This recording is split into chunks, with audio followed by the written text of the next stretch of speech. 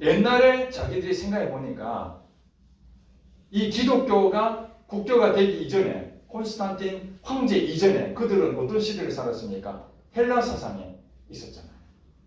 그리스 로마의 철학, 예술, 문화, 인본주의. 그 당시에는 신이 존재하지만은 그 신들은 다 인간이 다 만들어낸 거예요. 제우스 신, 바알 신, 이거 다 인간이 만들어냈어요. 그래 기준을 정해놔도 인간이 뭐 구원 없는 데에 어려운 게 없어. 정해놓고 자기들이 틀림 바꾸면 되니까. 이해가 되시죠? 그래 그 당시에 신을 믿는 것은 너무 쉬운 거예요. 네. 인간이 만들어 놓은 신이니까. 그런데 이 기독교는 이 기독교에 대한 부분들에 대해서 당시에 그들이 가졌던 성경은 라틴어 성경밖에 없었어요. 라틴어. 그 당시에 쓰여졌던 언어가 라틴어였어요. 근데 라틴어는 지식층들만 아는 거예요. 그리고 성직자들만 아는 거예요. 라틴어를. 그리고 성직자 중에서도 이 무식한 사람이 많아. 요즘도 신학교에 무허가, 정상적인 신학 교육을 받고 목사가 돼서 성직자가 돼야 되는데 무허가, 그냥 야매로, 요즘 말로 야매로 그냥 속성을 해서 몇 달 만에 그냥 어떤 경우는 어떤 교단은 아니 신학교도 안 다니고 그냥 성경 100도 가면은 목사 안 주주는 데도 있어요.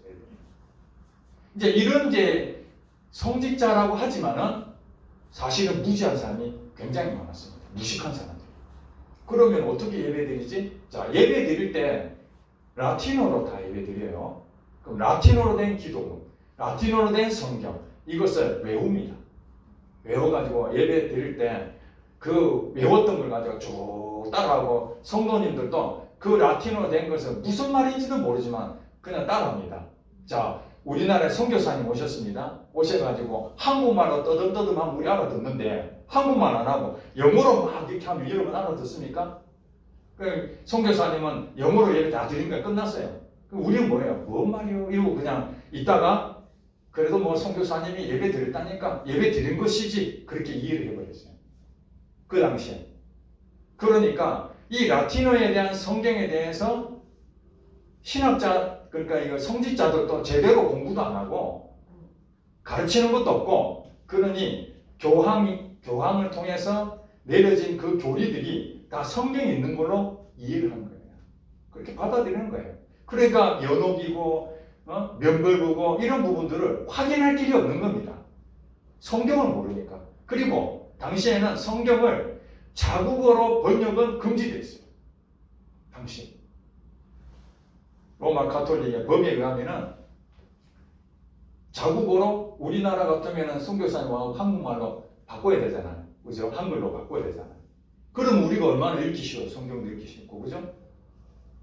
그런데 그 법으로 금지. 왜냐하면은 그런 이유도 있어요. 우리가 자국어로 된 걸 성경을 읽었을 때 성경 해석할 수가 있잖아요. 성경을 읽는다는 건 성경에 대한 지식을 갖게 되단 말이에요. 그러면은 교황이나 이런 분들이 딱 봤을 때 잘못됐다면 가만히 있겠습니까? 아니죠. 바로 도전에 들어갈 수 있죠. 그리고 또 한편으로 이것을 성경이라고 읽었는데 잘못 해석하는 사람도 있을 수 있겠죠. 그래서 정해진 사람만 성경을 보고 다른 사람은 못 보게 하는 거예요. 라틴어 성경만 존재하게 됐던 거죠.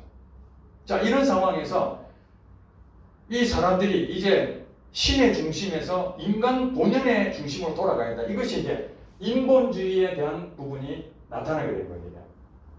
인문주의. 신 중심에서 인간 중심으로 돌아가야 되겠다. 이것이 이 르네상스하고 맞물려 버린 거예요. 르네상스가 뭐죠? 여러분 많이 들어봤죠? 르네상스. 그 이탈리아에서 14세기부터 16세기까지 대략 한 200년 동안 일어난 문화, 예술 부흥운동이에요. 재건운동이죠. 즉 우리로 말하면 그 복고풍입니다. 옛날에 있었던 것을 다시 리바이벌 해가지고 우리 다시 한번 해보자, 재현해보자 하는 거죠. 그러니까 기독교 문화가 있지만은 그 전에 신이 있는 그쪽보다는 그래도 옛날에 그리스 로마 시대의 고전들, 그 철학들 그런 것들도 좀 배워가지고 우리도 공부 좀 하자. 이래서 옛날로 돌아가자. 이게 이제 르네상스였거든요. 이 르네상스로 인해 가지고 이 인문주의가 발달된 겁니다. 이 인문주의, 이건 인본주의. 그러니까 고전에 있는 그 문학 작품들 이런 것들을 더 많이 선호하고 공부하고 이렇게 되는 것이죠. 그런데 이런 인문주의가 신 중심에서 인간 중심으로 일반 사회에서는 그렇게 흘러갈지 모르지만은 그래도 신학자나 성직자나 뭐 이런 사람들은 그런 기독교인에 대한 부분이 좀 인식이 있잖아요. 그러니까 고전 문학을 이렇게 공부하면서 어떤 생각을 했느냐면은 라틴어로 된 이 성경을 어떻게 하면은 라틴어 성경만 있는 것이 아니라 지금 이 평신도들은 성경을 전혀 모르니까 이 성경에 원문이 있을 거 아니냐. 원문. 구약 같으면 히브리어 원문. 신약은 헬라어 원문이잖아요. 그리스. 네. 그것을 한번 다시 찾아야 되겠다. 해가지고 그 전에 헬라어로 번역된 게 있었어요. 이게 신약 성경이. 그래서 여기에 인문주의의 대표적인 그 신학자가 이 에라스무스라는 사람이 있었어요. 이 사람이 옛날 고전 문학을 공부하다가 성경에 대해서 좀 더 깊이 알아봐야 되겠다. 이러면서 헬라어 성경이 있다, 신약 성경이 있다는 거 알고 헬라어 성경하고 라틴어 성경하고 두 가지를 비교를 합니다. 두 가지 비교해가지고 그 두 가지를 대조해서 두 가지 전체 같이 한 성경을 만듭니다. 그것을 대조 성경이라고 그래요. 그러니까 지금 여러분 보세요. 신약 성경에 원본은 헬라어로 기록되어 있어요. 근데 당시에 있는 성도들이나 이 사람들 전혀 본 적이 없고 유일하게 라틴어만 된 성경이 있었는데 그건 성직자들만 보고 있었다는 얘기죠. 자, 그런 상황에서 라틴어를 원래 헬라어로 된 원문하고 비교해 보니까 이 오류가 너무 많은 거예요. 오류가. 예를 든다면은 모세의 하나님이 영광이 비쳐서 광채가 났다 이렇게 되어 있는 헬라어 원문이 되어 있다면은 이 모세의 뿔이 났다 이렇게 라틴어로 번역을 했단 말이에요. 그래서 실제로 그 그림에 보면 모세가 뿔난 그런 그림도 있어요. 그 성경을 잘못 오류한 거죠. 이런 것들이 비교해서 대조 성경을 하나 만들게 됩니다. 신약 성경만. 누가요? 에라스무스라는 사람이. 네덜란드 성직자인데. 이 사람이 성경을 열심히 보다 보니까 로마의 교황이 교리로서 만들어낸 연벌부, 연호, 교회 제도들 이런 것들이 다 성경하고 무관하고 잘못됐다는 걸 알게 된 거예요. 성경을 보다 보니까. 그래서 이 에라스무스가 성경으로 돌아가자. 교회 개혁해야 된다. 이 역량이 종교 개혁에 성경을 보게끔 만드는 그 역할을 이 에라스무스가 했다는 거예요. 종교 개혁에 누가 대표 주자라고요? 칼빈, 아니죠. 루터가 에라스무스가 쓴 이 대조 성경을 열심히 읽었어요. 열심히 읽고 보니까 야, 그렇구나. 나는 신부로서 예수를 믿으면 구원 얻는다가 아니라 선행도 해야 되고 고행도 해야 되고 여러 가지 그런 제도들에 대한 부분들을 봤는데 이 성경을 보니까 이 잘못됐다는 것을 깨닫게 된 것이죠. 그러면서 이제 면벌부 판매할 때 여기에 대해서 1517년 10월 31일 비텐베르크 대학 교수였는데 거기에 문에다가 이 면벌부를 판매하는 그 태첼 수도사에게 함께 한번 맞짱 한번 뜨자. 거기에 대한 반박 글로 95개에 대한 것으로 깨알같이 잘 써가지고 문에다 하나 다 붙여놓은 거예요. 이게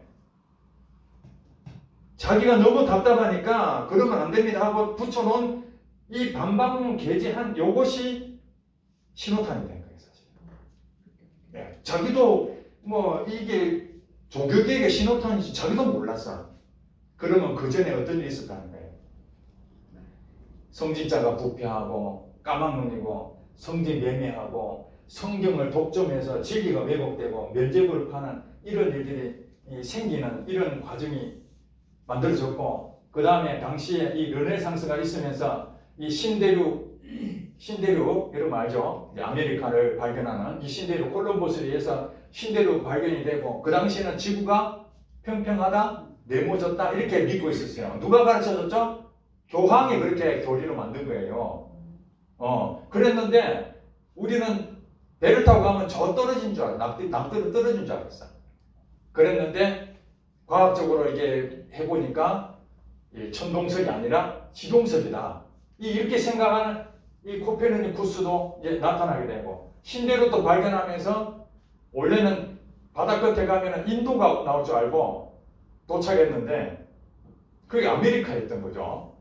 그래서 실제로 인도를 인디안이라 그러는 거예요. 인디안. 그래서 아메리카의 인디안족이라고 이렇게 부른 거예요. 그게 인도인 줄 알고 실제로는 인도가 아니고 아메리카인데, 지금 이게 무슨 얘기냐면 신대륙 발견했다는 얘기는 뭐냐면은 그 유럽에 대한 것들로 기독교로 돼 있던 것이 이제는 아메리카나 아프리카나 이런 아시아 쪽이나 이런 쪽으로 이제 영역이 확장된다는 것이죠. 그죠? 그러면서 아까 말한 천동설을 가르쳤고 교회가 맞다라고 주장했던 것이 틀렸다는 것이 이제 생기게 되니까 교회가 자꾸 오류가 막 생기지, 교황도 부패하지. 그러면서 더 심각한 일들이 생긴 게 뭐냐면 교황이 세워졌는데 로마에 교황이 하나 있었어요. 그 프랑스에서 우리도 그러면 저쪽 우리가 마음에 안 드니까 우리가 세운 교황 하나 만들자 해가지고 프랑스에도 교황이 하나 또 생긴 거예요. 두 군데가 생긴 거예요. 교황은 하나만 생겨야지 두 군 생기면 안 되잖아요. 서로 싸우게 되잖아요. 그래서 중재해가지고 그 두 사람은 물러나고 새로운 교황 하나 뽑았는데 양쪽 다 물러납니까? 안 물러 후계자 또 세운 거예요. 그래서 한때는 3명의 교황이 또 생기게 된 거예요. 우리나라에 한기총이 있었는데 한기총이 거기서 안 되겠다 해가지고 떨어져서 한교연 만들고 한교총 만들고, 그래 3개가 지금 나눠져 있잖아요. 하나가 그냥 다 마찬가지고. 그 당시에도 교황이 3명까지 있을 정도니까 얼마나 부패했는지 모르고. 그러니까 교회는 교회대로 완전히 신뢰를 잃어버리고 성직자에 대해서도 신뢰가 잃어버리고 성경도 모르고, 이런 상황에서 우리가 마르틴 루터가 종교개혁의 선구자라고 하지만은 사실은 단번에 일어난 것이 아니라 그 전부터 이런 일들이 하나씩 둘씩 쌓여가고 있었던 것이죠. 이 상황에서 사실은 종교개혁의 가장 역할을 했던 사람이 바로 존 위클리프라는 사람입니다.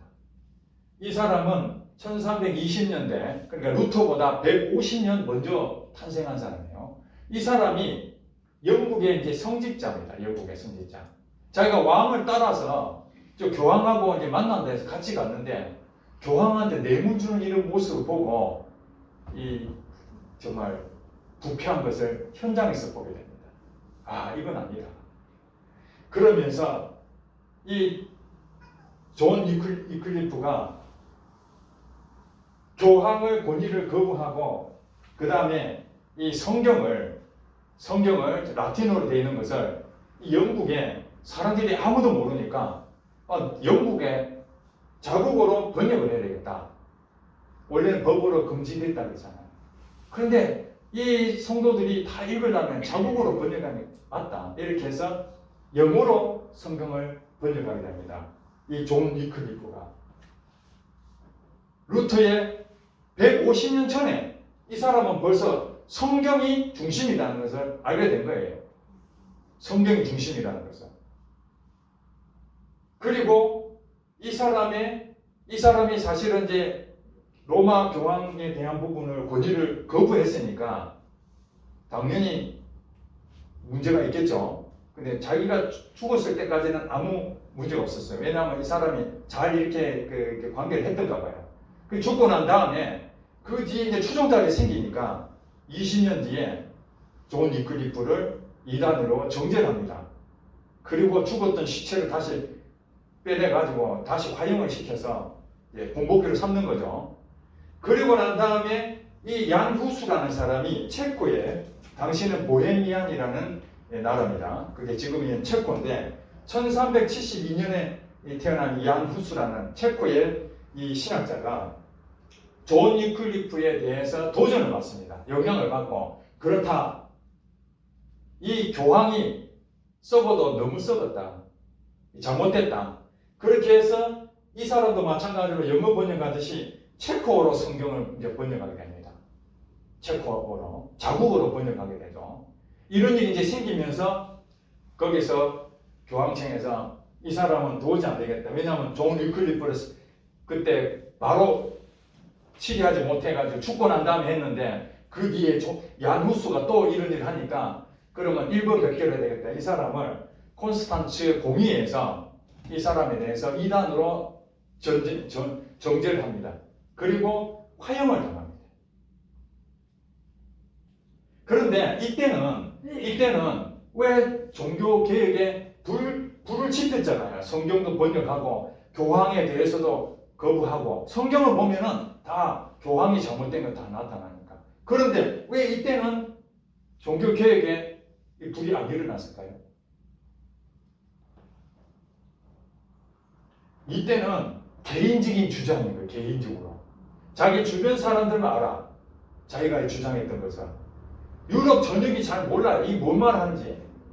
그런데 그 당시에 있는 이 성도들이나 시민들은 다 말은 안 하지만은 부글부글 끓고 있는 거죠. 아, 교회 이러면 안 돼. 교회가 이러면 안 되지. 목사님 이러면 안 되지. 뭐 이런 이제 생각들이 있겠죠. 그 다음에 교리로 가르쳐 줬는데 지금 들려오는 소식은 천동설이 아니래. 태양이 지구 중심으로 도는 것이 아니라 지구가 태양을 돈대. 막 이러니까 그들 소문도 흉흉할 거 아니에요. 그죠? 지구는 평평한 줄 알고 그렇게 가르쳐 줬는데 보니까 뭐 어느 나라에 갔다던데 이런 얘기도 막 들리는 거예요. 그러면서 르네상스에 대한 문해 부흥운동이 막 일어나면서 외국과의 거래가 활발하게 되고 농업의 사회가 이제 상공업의 사회가 바뀌기 시작한 거예요. 무역이 활발하게 되면서. 자, 그런 상황에서 결정적인, 여러분 종교 개혁의 가장 결정적인 것이 무엇이냐? 이것이 시대적으로 매우 중요한 일이 있었는데 그것이 바로 신기술 발명에 대한 겁니다. 당시에 화약과 나침반, 인쇄술이 르네상스 시절에 개발한 발명품이 대표적인 화약과 나침반, 인쇄술 이겁니다. 나침반이 있어야 길을 알 거 아니에요. 그죠? 굉장히 항로를 가려면 나침반이 있어야 돼요. 굉장히 중요한 역할을 했습니다. 화약도 전쟁을 하면 이겨야 되면 폭탄을 터뜨리는 게 훨씬 낫겠죠? 총 몇 번 쏘는 이런 것보다 칼로 이렇게 해야 되는 상황인데 화약 한번 터뜨려 보세요. 난리 나잖아요. 그런데 이 신기술 발명에서 정말 기가 막힌 것은 인쇄술의 발달이에요. 1450년에 금속 발자를 발명했는데 그 사람이 구텐베르크라는 사람이 금속 발자를 발명했다는 거예요. 이게 우리나라에 직지신경인가 뭐 이렇게 얘기를 들어보니까 금속 발자가 우리나라에 이 구텐베르크가 발명하기 200년 전에 우리나라가 금속 발자를 발명했다라고 자랑스럽게 얘기합니다. 그러나 오늘날 남아있는 그 부분은 200년 전에 건 없고 그냥 그 뒤에 얘기가 그래도 구텐베르크가 했던 것보다는 우리가 먼저 생겼다 하는 그 증거는 나와 있어요. 그런데도 왜 우리나라에서 발명됐던 이 금속 발자는 별로 안 알려지고 왜 구텐베르크가 발명했던 금속 발자는 세계적으로 인정을 받느냐? 이게 굉장히 중요해요. 이게 종교 개혁에 불씨를 붙이는 신호탄이 여기에 시작된 겁니다. 무슨 얘기냐? 에라스무스가 이 르네상스 시절에 인문주의가 발달됐다고 그러잖아요. 그래서 고전문헌을 보다 보니까 어떤 일이 생겼다고요? 성경의 원문이 있지 않겠느냐. 그래서 라틴어로 된 성경과 헬라어로 된 성경을 구별해서 이제 정확하게 보니까 성경에 대한 부분에 진리를 왜곡한 그런 것들이 지금 교회에 너무 많다 보니까 이 모든 대중들이 성경을 전부 다 보게 만들어야 되겠다. 이것이 바로 에라스무스의 생각이었던 거예요. 그래서 책을 써냈는데 이것을 누가 보느냐? 이 뒤에 쯔빙글이라는 사람, 쯔빙글 성경을 이 에라스무스의 성경을 쯔빙글을 보고 기가 막힌 거예요. 야, 이런 일이 다 있었구나. 루터도 보니까 기가 막힌 거예요.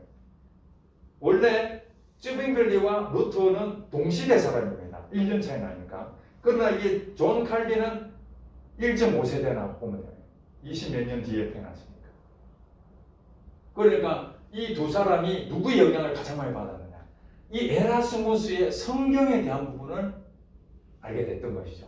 근데 그 당시는 아까 말하지만 이때 당시 에라스무스가 있었을 때는 금속활자가 발명이 돼도 별로 그런 게 없었어요. 그러면 이 금속활자에 가장 많이 첫 번째 인쇄가 뭐였는가? 이게 참 아이러니하네요. 자료를 보니까 면제부 증서가 금속활자 처음으로 만들어진 인쇄가 그거였다는 거예요. 면제부 증서 있잖아요, 우리가. 이것을 대량으로 복사하는 그것이 면제부 증서가 구텐베르크가 만든 금속활자를 통해서 이렇게 뿌려진 거예요. 면제부 사라고 이게. 그랬는데 이 금속활자가 어떤 일이 생겼느냐? 비텐베르크의 95개조 반박문을 조그마한 거 이렇게 해서 하나 벽구에 딱 붙였는데 이게 라틴어로 붙여놓은 거예요. 라틴어로. 그랬는데 누가 보고 이것을 독일어로 번역해가지고 이 구텐베르크의 이 금속활자에다가 인쇄를 넘긴 거예요. 야, 이게 뭐 지금 누가 하나 붙여놓은 게 있는데 그렇지 않아도 우리 지금 면제부 그 판매 때문에 지금 성질이 나가지고 뭔가 이 분노가 일어나는데 이 95개조 한번 보니까 기가 막히다. 이거 여기만 할 것이 아니라 이 복사해가지고 다 뿌리자. 이래가지고 일주일 만에 이게 금속활자가 뭐 계속 찍어내니까 유럽 세계에 퍼지기 시작하면서 한 달 만에 전 유럽에서 이것을 전부 다 보게 된 거예요. 무엇 때문에요? 바로 이 금속활자 발명한 요것을 면제부에 대한 부분으로 인쇄한 것이 첫 번째 시작했는데 사실 나중에 면제부 판매에 대해서 반박하는 이 인쇄물을 금속활자가 또 하게 된 거죠. 이 일로 해가지고 전 유럽이 깜짝 놀란 거예요. 뭐 이런 게 다 있어. 그러면서 그동안 억누려졌던 사람들이 이제 봉기가 일어나는 거죠. 이야, 루터 말이 맞다. 그래가지고 즉각 교황청에서 루터 불러. 교는 큰 문제는 처음에는요. 이 루터가 굉장히 그 어떻게 말하면 우리로 말하면 그 지방 대학에 교수로 있었어요. 물론 신부도 했지만 가난한 시골의 목사 정도였던 거예요. 신부로 교수하면서 신부로 그렇게 했던 것이죠. 그래도 자기가 이 에라스무스의 성경에 대한 대조 성경을 보고 거기에 큰 어떤 그 양심의 가책을 느끼고 면제부 여기에 대해서 95개 조항에 대해서 일일이 반박해서 한번 같이 토론하자 이런 얘기죠. 근데 아무도 안 온 거예요. 언제 오라 했는데 아무도 안 왔어요. 올 사람이 없죠. 누구하고 하자고 했겠습니까? 그 태첼 수도 사업 한 거예요. 면제부를 막 열심히 팔았던 그 태첼 수도 사업 한번 맞짱 뜨자 했는데 안 온 거예요. 그걸 대신에 교황청에서 소환합니다. 와가지고 너 지금 이 95개 조항 이거 해놨던 거 전부 다 처리하고 그 뒤에 도망다니면서 소책자를 또 만듭니다. 금속활자를 해가지고 막 자기가 주장하고자 하는 성경적인 부분들은 막 그냥 다 뿌립니다. 그러니까 그 사회에 이 작은 시골의 목회자가 이런 일이 벌어지니까 처음에 교황청도 별거 넣는 줄 알았는데 어마어마한 사건이 폭발적으로 일어나니까 결국에는 같이 우리 얘기 좀 하자 그러면서 마지막에 종교재판 하는 거죠. 거기 가서 만약 이단 지키면 죽는 거예요. 가지 마라 했는데 갑니다. 가가지고 거기서 처리해라. 그럼 살려줄게 하니까 고민하더니 성경이 가르쳐 준 것이면 맞는 것이고 성경이 아니면 내가 틀린 것인데 내가 볼 때 성경대로 나 했다. 나는 처리할 생각이 없다. 그래서 이 잡혀가는데 자기를 도와준 영주가 한 명 있었어요. 작센이라고 하는 그 사람인데, 제후죠, 제후. 그 높은 사람이 있는데 그 사람이 이 뒤에서 늘 루터를 도와줬던 사람이 있는데 그 사람이 루터를 싹 빼냅니다. 빼내가지고 자기가 아는 어느 성에다가 거기에 한마디로 집가하는 거죠. 잠수 타는 겁니다. 거기서 뭐 하겠습니까? 1년 동안 안 되겠다. 성경을 번역하자 해서 독일어로 성경을 번역합니다. 자, 여러분도 잘 보세요. 존 이클리프는 영어로 성경을 번역했고, 야누스는 체코어로 성경을 번역했고, 그 다음에 마르틴 루터는 독일어로 번역을 했습니다. 자국어로 번역했다는 얘기는 뭡니까? 로마 교황하고 완전히 이제 대적한 이단으로 자기는 가는 거죠, 이단으로.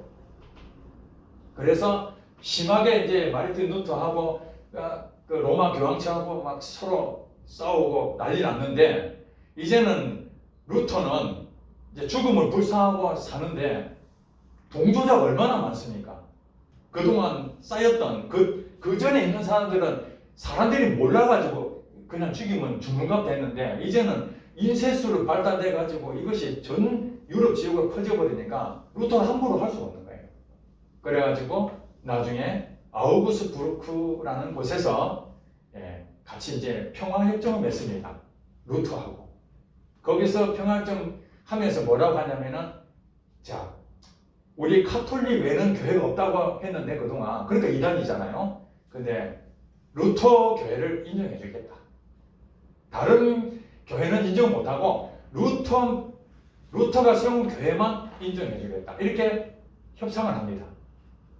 이건 대단한 협상이죠. 그동안 로마 카톨릭 내에 있는 나라에서는 교회가 교황청의 지도를 다 받아야 되는데, 이젠 교황 지도 안 받고 독자적으로 교회를 세워줘도 아무 문제 없이 인정해 주겠다. 이렇게 되는 거예요, 지금.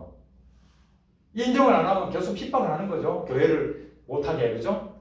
그런데 그 평화협정에 의해서 루터가 인정을 받게 됩니다. 그러나 그 다른 교회, 그런 것은 당시에는 아직 없었어요. 나중에 이제 칼빈이나 쯔빙길이나 이런 사람들이 이제 교회가 막 생기고 이러고 난 다음에, 왜 루터 교회만 교회로 인정해주고 우리는 인정 안 해주냐, 이런 일이 생겨가지고 나중에 30년 전쟁이 일어납니다. 루터의 종교개혁하고 100년 뒤에 1600년대에 가서 그 나라들끼리 이제는, 즉 이런 얘기입니다. 그 나라의 국왕이, 영주가 결정되면은 그게 바로 교회다. 이 구미에서 우리 구미는, 자, 천주교 다 믿읍시다. 그러면은 여기에 구미는 천주교회가 되어버리는 겁니다. 천주교 아닌 사람들한테 추방당하는 거잖아요. 천주교 믿든지 나가야 되는 거예요. 영국에서, 자, 우리는 천주교를 믿자. 카톨릭 믿자. 그러면 천주교만 전부 다 카톨릭 믿는 것만 남고 나머지 다 추방당하든지 믿든지 둘 중 하나 해야 되는 거예요. 그렇게 30년 동안이나 피 터지게 싸워가지고 결국에는 이제 모든 종교를, 기독교를 다 인정해주게 됩니다. 오늘날 우리가 이렇게 교회로 온 부분이 그때 이후로 이제는 로마 가톨릭이 세워져 있고 동방 종교회가 세워지고 그 다음에 개신교가 세워졌죠. 개신교가 세워진 상황에서 지금 이게 프로테스탄트라는 부분은 저항주의자다라는 뜻입니다. 프로테스탄트. 누구랑 저항했다는 거예요? 로마 가톨릭에 저항했던 그 사람들을 일으켜서 프로테스탄트 이렇게 불렀다는 거예요. 그걸 우리는 개신교라 그러고, 지금은 어떻게 됩니까? 신교, 그 다음에 구교, 로마 가톨릭 구교라 그러죠. 결국에 동방 종교에서 우리가 나온 게 아니고 로마 가톨릭에서 우리가 나왔다. 그래서 이게 보니까 루터 교회는, 루터가 세운 교회는 루터를 따른 사람들은 다 루터 교회가 되는 것이고요. 그 다음에 개혁 교회는 이게 칼빈이죠, 칼빈. 이 칼빈이 사실은 전체 큰 덩어리로 보면은 큰 개혁이 있고 작은 개혁이 있어요. 큰 개혁은 로마 카톨릭에 개항해서 교회를 독립적으로 만든 것이 이 큰 개혁이고, 우리 개신교 안에서도 예배에 대해서 어떻게 드려야 될 것인지 그런 어떤 부분들을 이게 고쳐야 될 것도 많이 있잖아요. 그런 것들에 대해서 교회 개혁을 해야 된다. 루터는 교회 개혁은 뭐 크게 신경 안 써도 돼. 카톨릭하고에 대한 부분만 하면 돼. 이런 부분이 좀 차이가 있는 거예요. 그래서 칼빈은 교회 개혁도 강하게 해야 된다라 해서 그들을 개혁주의라고 부른 거예요. 작은 부분의 개혁을 주장하다 보니까 개혁주의다. 그래서 개혁교회라고 부르는데, 이 개혁교회가 나중에 이 존 낙스가 개혁교회의 이 칼빈의 제자거든요. 그 영향을 받고 그 다음에 장로교회를 세웁니다. 이 장로교회가 지금 여러분들이 지금 얘기해 본 장로교단이 이분이 이제 세운 거죠. 장로교회가 미국을 건너가서 우리 한국으로 와서 장로교단이 된 겁니다. 한국에서 장로교단이 200개의 교단이 있다는데 그건 어쩔 수 없는 것이고, 그 뿌리는 바로 이 개혁교회 칼빈을 통해서 또 낙스를 통해서 이렇게 됐다는 거예요. 자, 이제 한 가지만 하고 마치겠습니다.